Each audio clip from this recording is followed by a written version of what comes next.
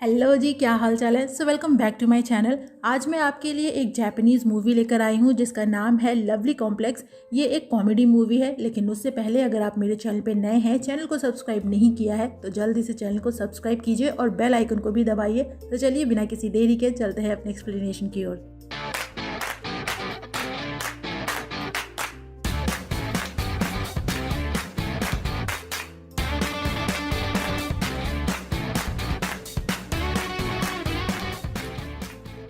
ये कहानी है रीसा और ओतानी की। दोनों हाई स्कूल स्टूडेंट हैं और अपने अपने लिए एक बॉयफ्रेंड और गर्लफ्रेंड ढूंढ रहे हैं। रीसा की हाइट 170 सेंटीमीटर है, जिस वजह से वो लड़कों से भी लंबी है और कोई लड़का अपने से लंबी लड़की को डेट नहीं करना चाहता।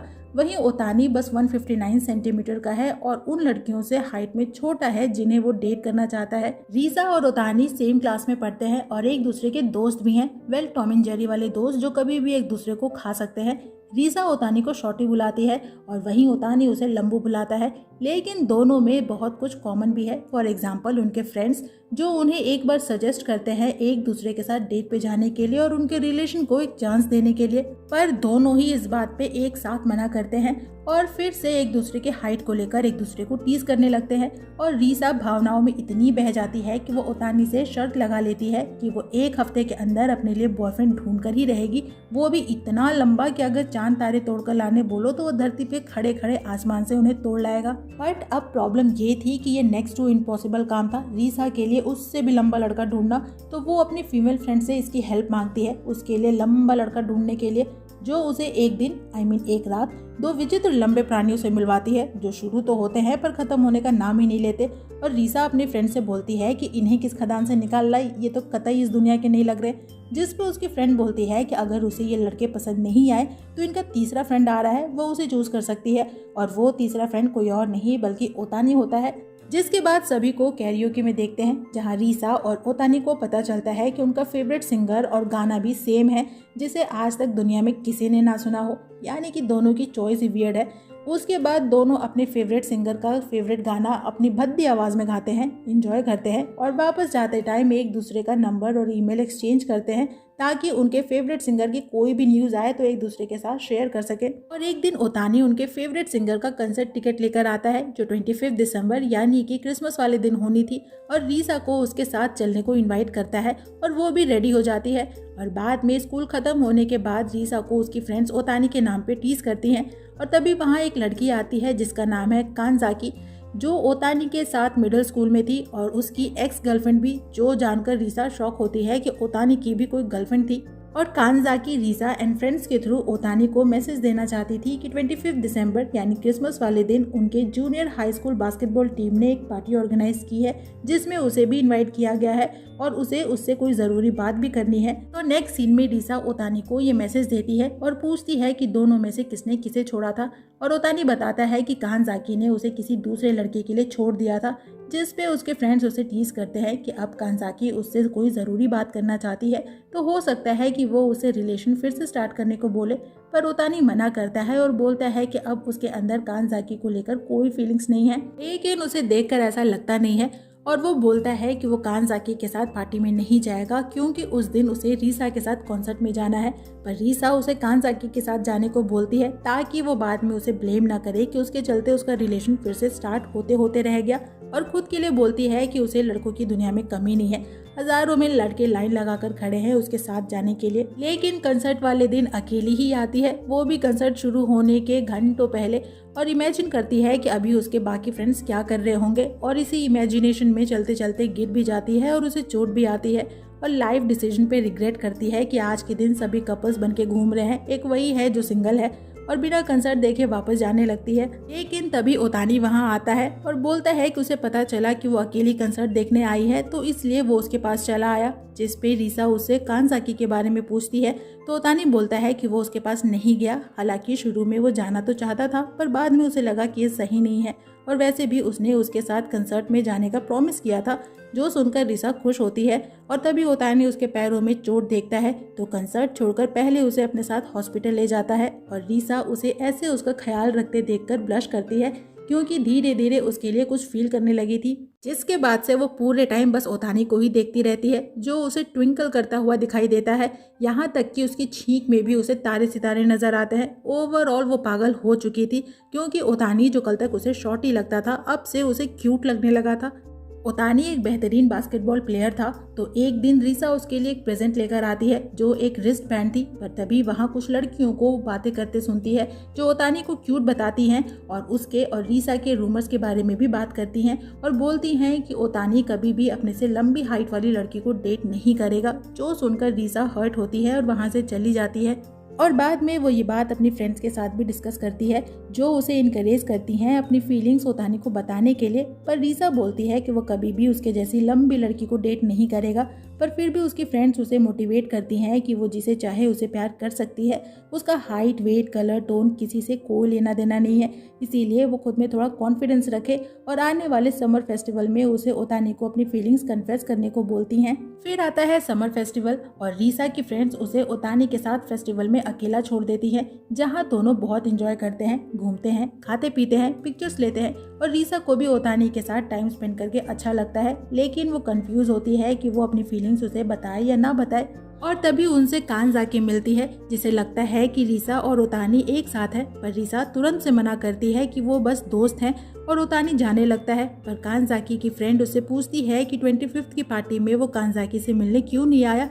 हालांकि कानजाकी उसे रोकती है और बोलती है कि उसे ही ओतानी को इनवाइट नहीं करना चाहिए था। पर उसकी फ्रेंड बोलती है कि वो आज भी कानजाकी को लाइक करती है और अगर उसे रीसा के लिए बुरा लग रहा है तो वो बुरा ना लगाए, क्योंकि रीसा ओतानी की गर्लफ्रेंड हो ही नहीं सकती, क्योंकि वो उसे बहुत लंबी है और लड़के अपने से लंबी लड़कियों को डेट करना पसंद नहीं करते और वो दोनों एक दूसरे के साथ अच्छे भी नहीं लगेंगे, जो बात रीसा को और हर्ट करती है। पर तभी ओतानी बोलता है कि रीसा उसकी गर्लफ्रेंड है और जब आप किसी से प्यार करते हैं तो कोई फर्क नहीं पड़ता कि कौन किससे लंबा है और कौन नहीं, और ना ही लोगों के हंसने से कोई फर्क पड़ता है। और रीसा का हाथ पकड़ के उसे अपने साथ वहाँ से ले जाता है और बाद में रीसा उससे पूछती है कि उसने कानजाकी से ऐसा क्यों बोला। तो ओतानी बोलता है कि वो एक लड़की को लाइक करता था जिसने उसे रिजेक्ट कर दिया क्योंकि वो उससे लंबी थी, तो उसने बास्केटबॉल टीम ज्वाइन कर ली, जहाँ पे लोगों ने उसे ये गेम खेलने से मना किया उसके हाइट के चलते। पर आज वो एक बेहतरीन बास्केटबॉल प्लेयर है और उसने उन लोगों को और उस लड़की को ये प्रूव कर दिया कि हाइट मैटर नहीं करता। जो सुनकर रीसा भी मोटिवेट होती है और फाइनली ओतानी को बता ही देती है कि वो उसे लाइक करती है। जो सुनकर ओतानी शॉक होता है और ये सीन यहीं कट हो जाता है।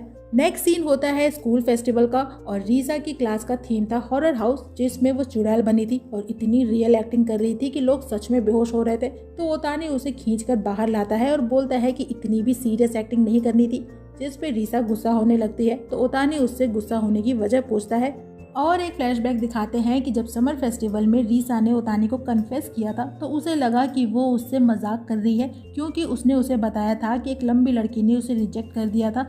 और प्रेजेंट में रीसा ओतानी को जी भर कर श्राप देती है कि वो हर रोज 1 सेंटीमीटर छोटा होता चला जाए।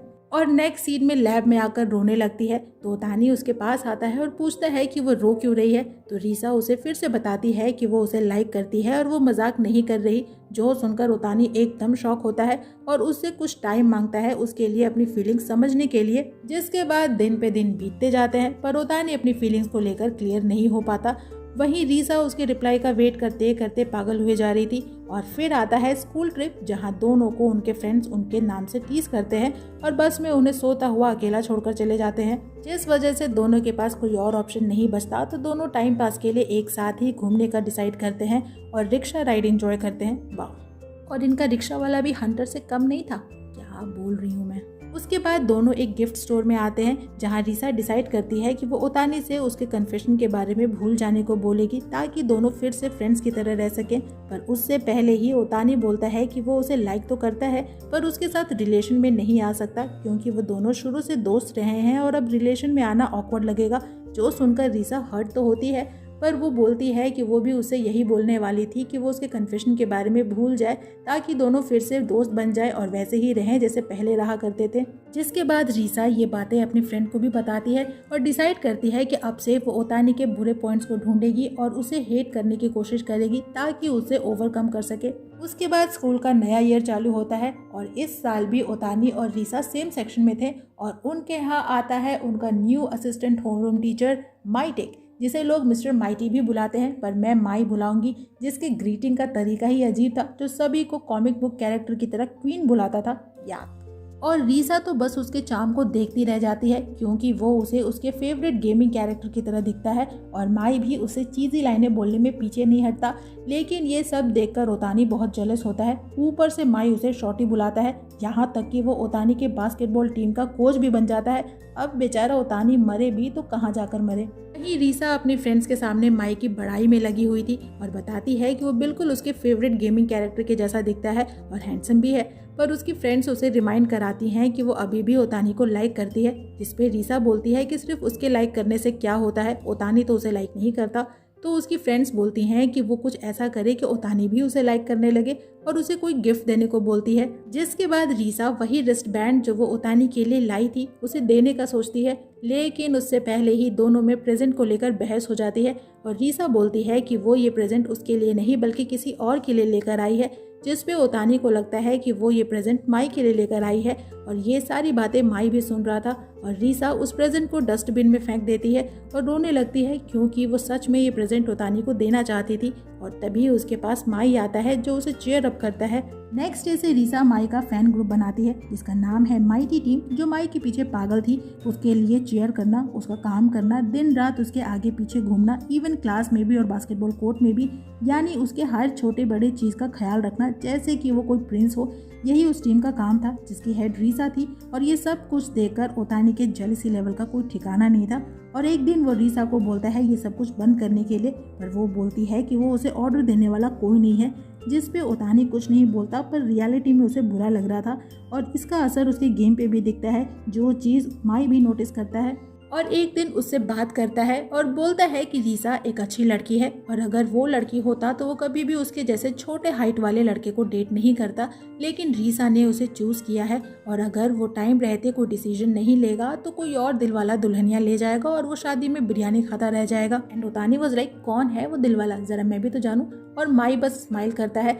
वहीं रीसा माई के लिए बड़ा सा पोस्टर बनाती है, जिसमें वो आई लव माई लिखती है, और उसकी फ्रेंड्स उसे समझाती हैं कि वो गलत कर रही है, पर रीसा बोलती है कि माई कभी भी उसे हर्ट करने वाली बातें नहीं बोलेगा, जिस पे उसकी फ्रेंड्स बोलती हैं कि वो बस सच से दूर भाग रही है, क्योंकि ओतानी ने अभी तक उसे कोई क्लियर रिस्पॉन्स नहीं दिया है। और तभी उनका एक और फ्रेंड उन्हें बुलाने आता है, ये बोलकर कि ओतानी ने एक ब्लंडर किया है, और उन्हें पता चलता है कि ओतानी ने माई के साथ 3-3 बास्केटबॉल मैच का चैलेंज एक्सेप्ट किया है। हालांकि रीसा उसे समझाने की कोशिश करती है कि माई ने नेशनल टूर्नामेंट खेला हुआ है और वो उससे कभी नहीं जीत सकता, पर ओतानी उसकी बात नहीं सुनता।